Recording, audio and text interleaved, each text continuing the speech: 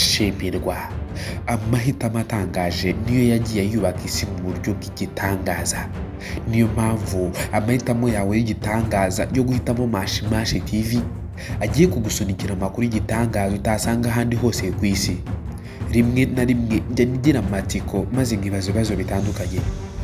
Maze nkibaza kuri nyakubahwa Perezida wa Repubulika y'u Rwanda Paul Kagame, umugabo urusha abandi icyubahiro mu gihugu, umugabo uyoboye ubutaka bufite ubuso burenga kilometero 26,338, umugabo uyoboye abaturage barenga miliyoni 13, umugabo ufite ijambo rifite imbaraga zirenze za ruguru z'isi muri Afurika no hanze yarwo,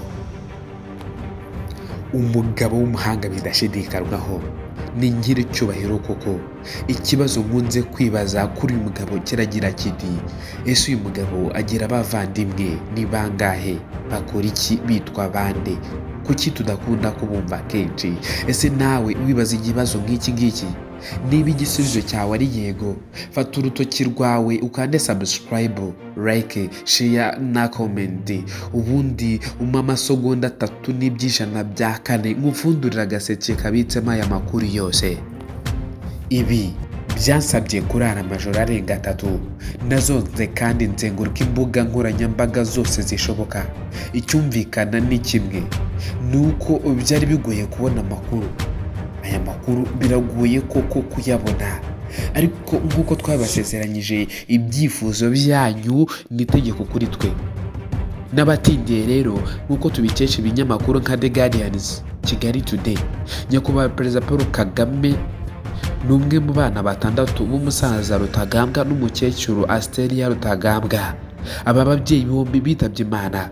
Uyu musaza Rutagambwa yitabye Imana mu 1972, naho uyu mukecuru Asteria Rutagambwa we yitabye Imana tariki 22 Ugushyingo 2015.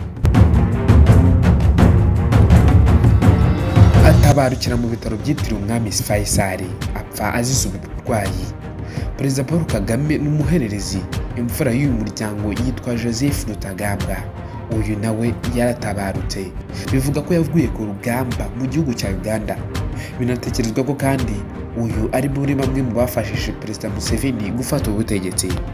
Uwa kabiri ni Marcus Rutagambwa. Uyu nawe aba mu Rwanda. Uwa gatatu ni Uwangaga Rutagambwa.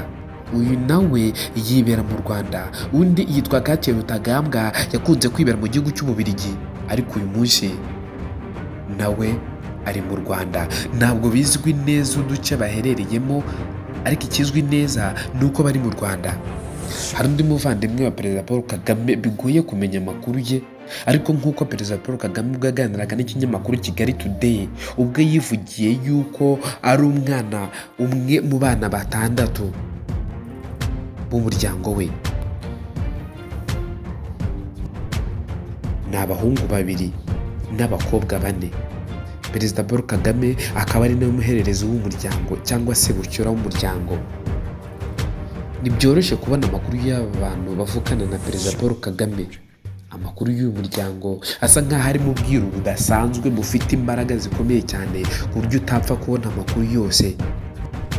Byari bigoye kubona amakuru nk'aya, gusa twagerageje ibishoboka tubasha kubona ayo ngayo tuvuze haruguru. Ushobora kuba ufite igitekerezo, inyunganizi, icyifuzo, cyangwa se hari ibindi byose ushaka kutugezaho, amarembo arafunguye hano kuri Mashi TV. Komeza ukore subscribe kandi ubane natwe mu biganiro byose bizajya bitambuka. Nitwa Shimirwa Hilda. Ibihe byiza kuri mwese.